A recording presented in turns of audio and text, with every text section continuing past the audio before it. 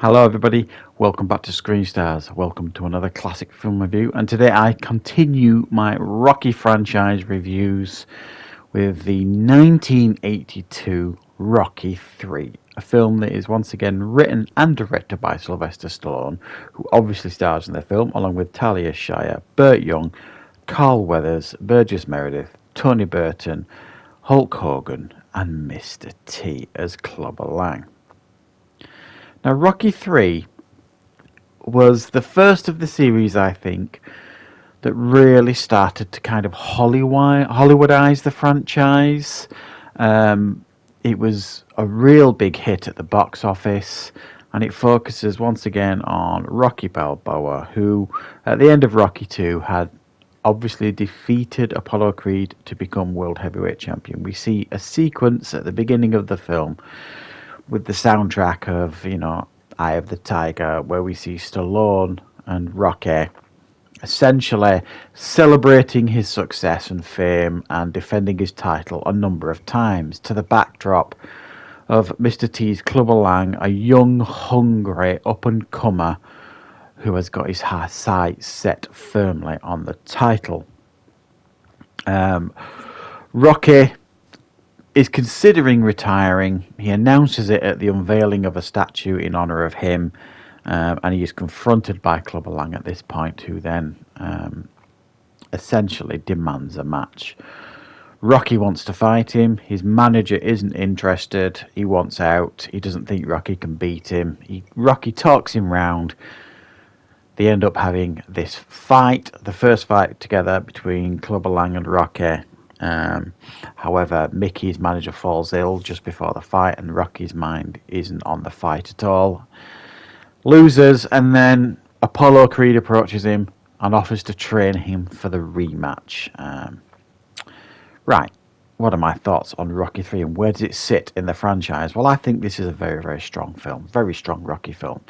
It's got a different feel to the first two Rocky films. The first two Rocky films have got a lot of dramatic elements to them as well, and character development moments and things like that. And whereas this does have some of that, this was very much more about in-ring type stuff. I mean, we get the sequence at the beginning showing Rocky defending his title a number of times. We get sequences of Clubber Lang in the ring knocking out, and as he's climbing the ladder, knocking out opponents.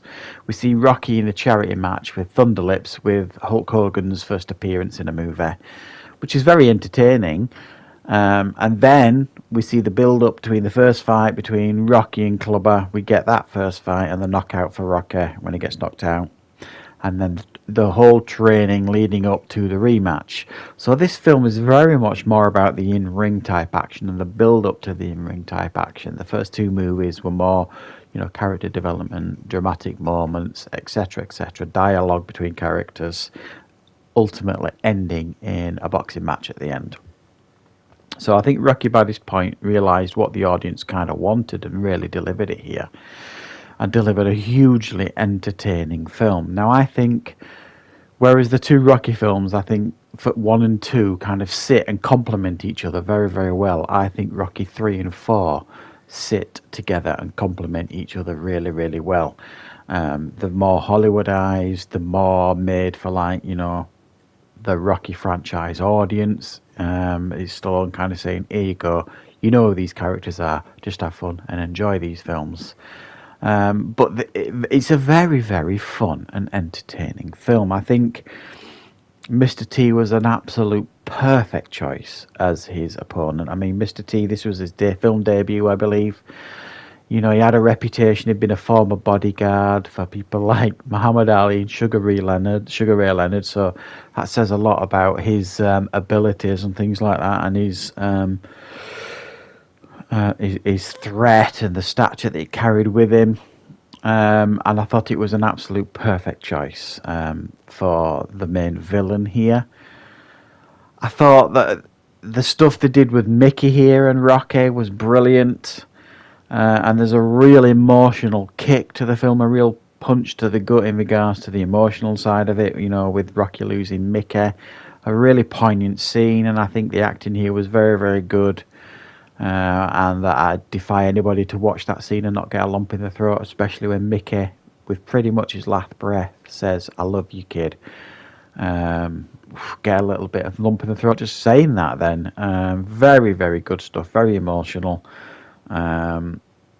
And the whole sequence with him, with Apollo offering to train him, and you get that sense of frustration because he's not training properly. His head isn't right. He basically is scared, and it's up to Adrian to kind of set his head straight. And then boom, we get the training montage that we're waiting for, and the build up to the fight that we're really looking forward to. I think the major anomaly here, and as entertaining as it is, the major anomaly in this film that hasn't aged particularly well is the sequence with Thunderlips. It's worth saying though, at this point, wrestling fans, it wasn't as widely known as it is today in regards to, the fact that it's, some would describe fake. I don't go with that analogy with wrestling. They're very, very highly skilled athletes, and they really know how to put on a show. But in those days, people still, believe wrestling was wrestling sort of thing. So when you watch it, it's a real strange sequence of events. This charity match that seems real in a sense, with Thunderlips, and then at the end of the match, he kind of calms down and all this kind of stuff. It's way over the top. It worked at the time, but when you watch it these days, it feels very odd and very, very strange and doesn't really suit the movie. However, it is still entertaining to watch. So I think Rocky 3 is right up there in the franchise. Hugely entertaining stuff. Really enjoyable to watch. Great performances. And it's got an emotional kick as well. And the fights really deliver, especially the rematch between Rocky and Clubber. So I'm going to give this one an 8.5 out of 10 in the series. I will get around to watching Rocky 4 as soon as possible and get another review up for that soon. So thank you very much for watching, everybody. I will be back with more content and reviews on the channel very, very soon.